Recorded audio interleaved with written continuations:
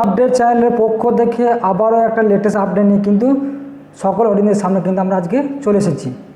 তোমরা থাম্বনেল থেকে অবশ্যই বুঝতে পেরেছো ভিডিও টপিকটি কী হতে চলেছে। আজকে ভিডিওটিতে পশ্চিমবঙ্গে মিড ডে মিল প্রকল্পে যে সুপারভাইজার পদে নিয়োগ হবে আজকে তার বিস্তারিত তথ্যগুলি আজকে এই ভিডিওর মাধ্যমে আমরা জেনে নেব। এর আগে আমরা দেখেছিলাম পশ্চিমবঙ্গের বিভিন্ন জেলাতেই কিন্তু ব্লকগুলোকে নিয়োগ হয়েছিল, আবারও পশ্চিমবঙ্গে বিভিন্ন জেলাতে ব্লকগুলোকে কিন্তু এই মিড ডে মিল প্রকল্পে কিন্তু নিয়োগের বিজ্ঞপ্তি প্রকাশিত হয়েছে। আজকে আমরা দেখে নেব পশ্চিমবঙ্গে কোন জেলাতে এই মিড ডে মিল প্রকল্পে নিয়োগ হতে চলেছে।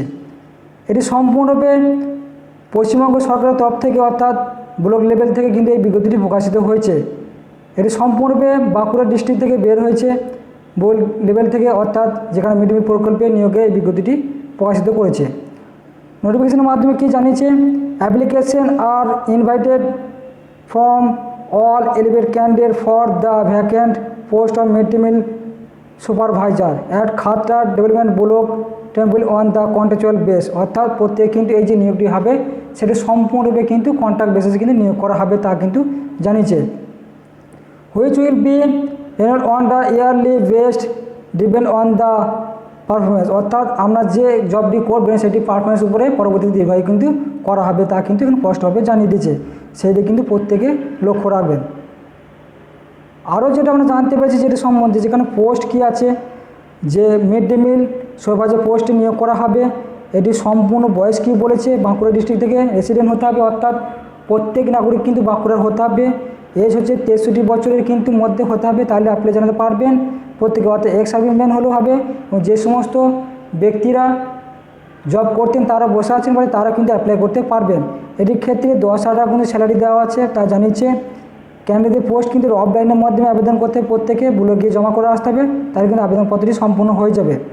এবং সাবমিশনের লাস্ট ডেট কী বলছে, 25/6/2024 তারিখে এটি কিন্তু লাস্ট ডেট। এটা block development officer Khatra district কিন্তু ব্লকে গিয়ে কিন্তু জমা করে আসতে হবে প্রত্যেকে, তাহলে আমাদের আবেদনপত্রটি সম্পূর্ণ হয়ে যাবে, সেটি কিন্তু প্রত্যেকে লক্ষ্য রাখবেন। এছাড়া যে জানিয়েছি যেটা হচ্ছে যে ইন্টারভিউ ডেট বা আপনাদের কীভাবে নিয়োগ করা হবে, সিলেকশন প্রসেস অ্যাকচুয়ালি বলতে গেলে selection will be done through personality test cum viva, অর্থাৎ ইন্টারভিউর মাধ্যমে সরাসরি কিন্তু আমাদের নিয়োগ করা হবে এই জবের ক্ষেত্রে, অর্থাৎ মিড ডে মিল সুপারভাইজার জবের ক্ষেত্রে। All eligible willing candidate are asked to appear before the block development officer in interview at 12 noon, অর্থাৎ দুপুর 12টায় 27/6/2024 তারিখের মধ্যে কিন্তু প্রত্যেকে ইন্টারভিউ হয়ে যাবে। No candidate will be allowed to report time 12:30, অর্থাৎ 12:30টার মধ্যে প্রত্যেকে কিন্তু ওখানে রিপোর্টিং করতে হবে, অর্থাৎ হাজির হতে হবে, নাহলে কিন্তু আপনাদের আবেদন সবপত্র কিন্তু নেওয়া গ্রহণ করা হবে না।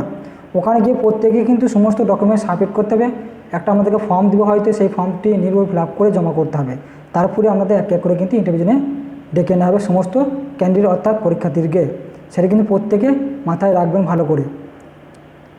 এবং সমস্ত ডকুমেন্টস কিন্তু জিজ্ঞেস করে নেবেন এবং সেলফ অ্যাটেস্টেড এবং একটা তার সাথে সিভি কিন্তু যুক্ত করে নেবেন।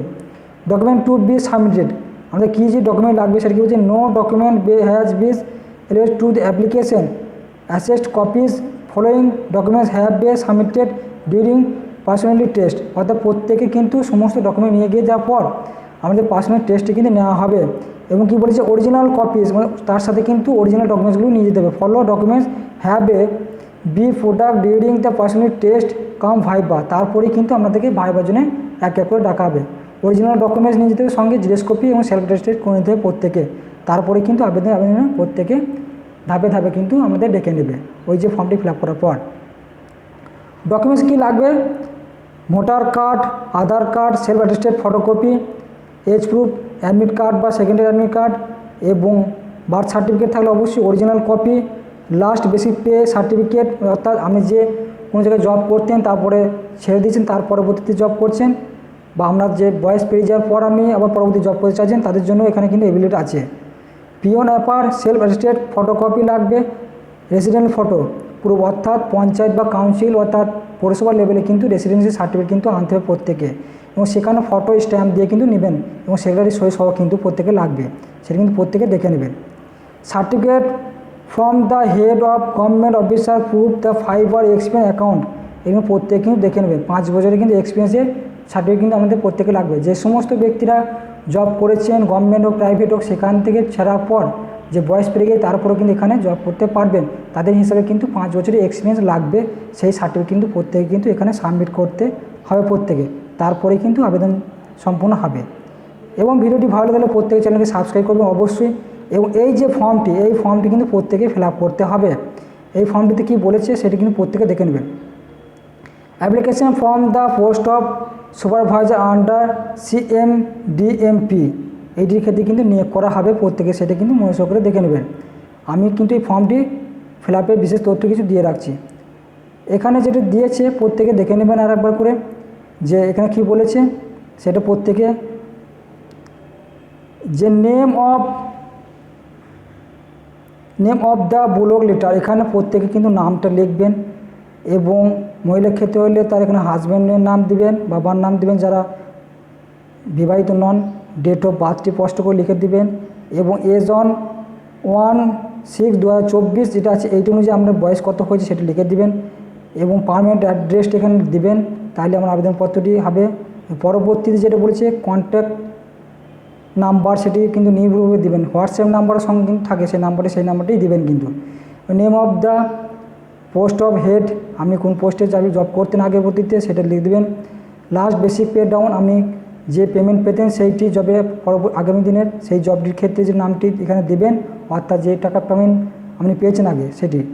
এবং অ্যামাউন্ট অফ পেনশন, অর্থাৎ আপনি যে পেনশন পান সেই পেনশনটির কিন্তু এখানে ডিটেলসটি কিন্তু দিতে হবে প্রত্যেকে, সেটা কিন্তু প্রত্যেকে দেখে নেবেন।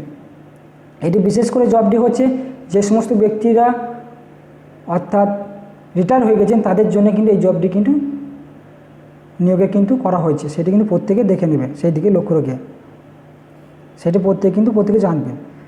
এরপরে কি বলেছে, ডিফারেন্স বিটুইন, যে এর লিখে নেবেন। তারপরে বলেছেন যে I hereby declaration the about the information, এবং ইনফরমেশন দ্য বিভিন্ন দ্য নলেজ, এবং সিগনেচারটি এখানে যুক্ত করে দিবেন।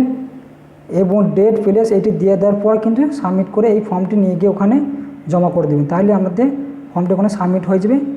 তার পরবর্তী আমাদের ধাপে কিন্তু আমাদের ইন্টারভিউ জন্য কিন্তু ডেকে নেবে ওখানে, সেটা কিন্তু প্রত্যেকে দেখে নেবে।